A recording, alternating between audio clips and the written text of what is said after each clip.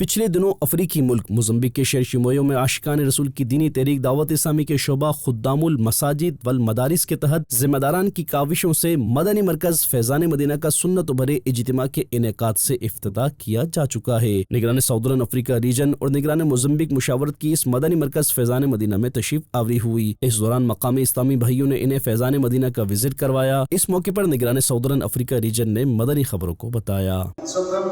موزمبیق کے شہر شموئیو میں ہے۔ کچھ عرصہ قبل یہاں پر خلیفہ امیر اہل سنت نے اس کا سنگ بنیاد رکھا تھا، اس مسجد فیضان مدینہ کا، اور آج الحمدللہ اس مسجد کا افتتاح بھی ہو چکا ہے، نمازیں بھی شروع ہو چکی ہیں۔ اللہ پاک ہم مسجدیں بنانے اور آباد کرنے کی سعادت نصیب فرمائے۔